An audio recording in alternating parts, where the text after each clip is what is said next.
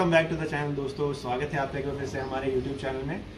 तो the fly biker का एक और एपिसोड आज आपके साथ है और फाइनली आज जो है हम मेरा एक फ्रेंड है, काफ़ी दिनों से मुझे कॉल कर रहा था। KTM RC 200 की डिमांड आई है यहाँ पर।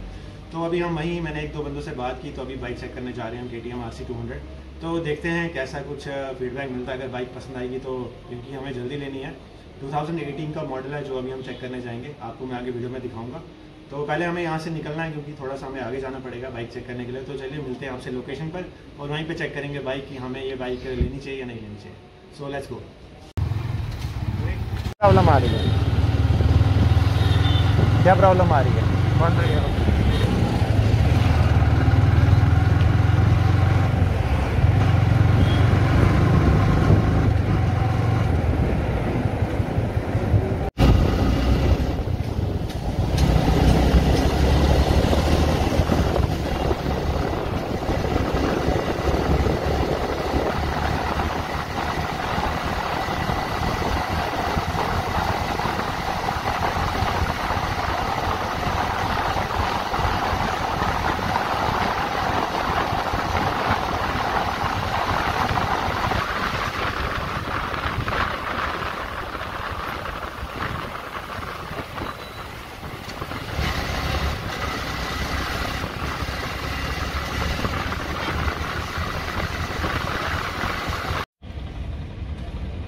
मैंने ऐसे खड़ी कर दी। तो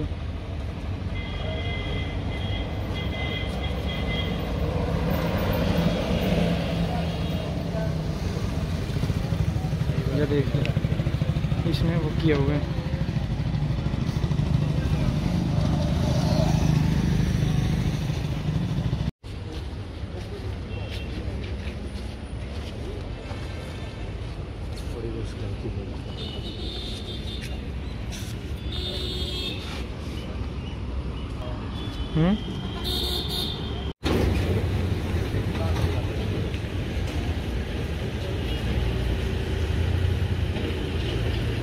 हाँ तो सुनिए, ठीक है।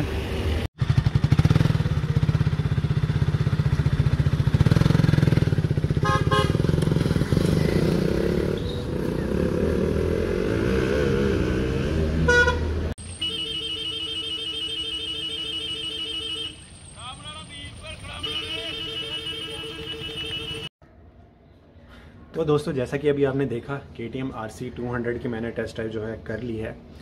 तो सबसे पहले मैं उस बाइक की थोड़ी सी आपको डिटेल देता हूँ। 2018 का जो वेरिएंट था और सितंबर का वो मॉडल था, ठीक है, यानी 2018 एंडिंग का मॉडल था। और रनिंग की बात करें तो लगभग 26,000 किलोमीटर वो बाइक चली हुई थी, ठीक है। 26,000 किलोमीटर चली थी, 2018 मॉडल था और आस्किंग प्राइस 1,40,000 रखी गई थी।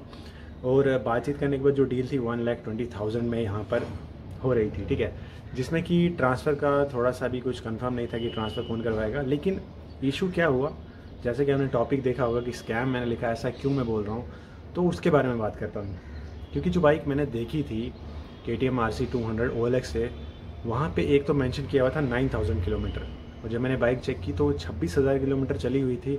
और जब मैंने उससे पूछा कि भैया बाइक कितनी चली हुई है, तो उसने 22,000 मुझे बताया, ठीक है। अगर आप एक बाइक चला रहे हैं, आपको पता होता है कि आपकी बाइक कितनी चलती है। अगर आप डेली बाइक चलाते हैं, ज़्यादा से ज़्यादा 1000 किलोमीटर का डिफरेंस हो सकता है कि अगर मान लो 22,000 आपने बोला तो 22 या 23,000 चली होगी, 100 किलोमीटर या 150 को, लेकिन 22 उसने बोला और चली 26 थी।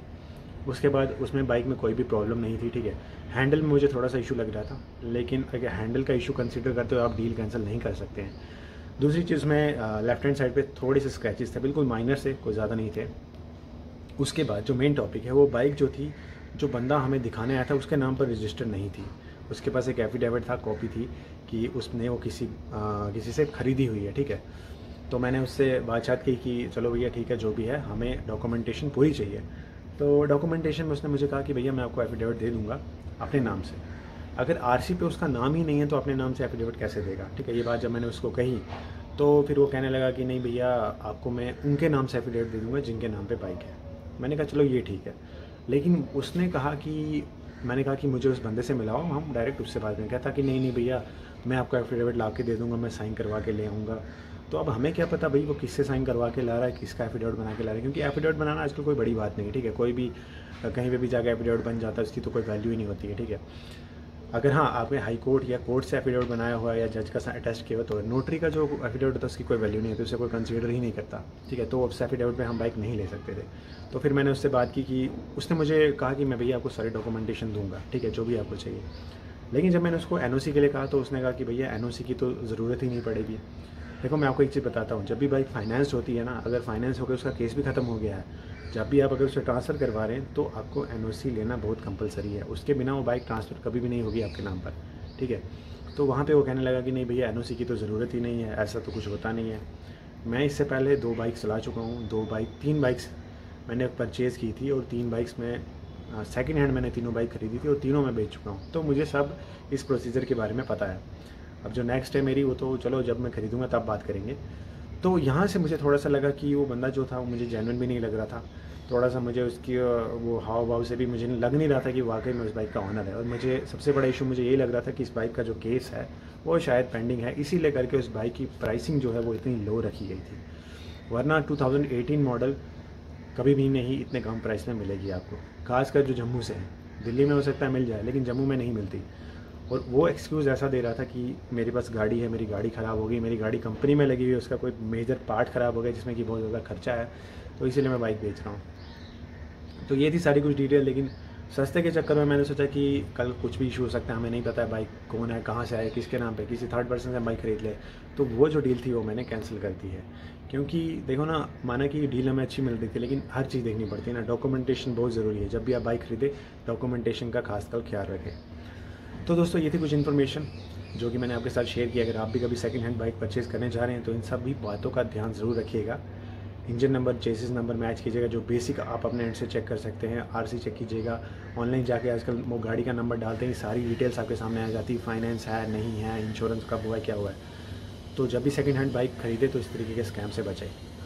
तो अब बात करते हैं कि KTM RC 200 थी, तो मैंने और भी काफ़ी सारी बाइक्स देखी, लेकिन मुझे KTM RC 200 जो है नहीं मिल रही है इस बजट में।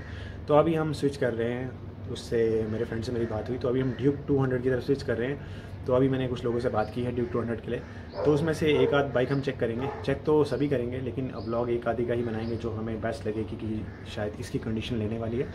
तो उसका वीडियो हम जल्दी पोस्ट करेंगे अपने नेक्स्ट व्लॉग में।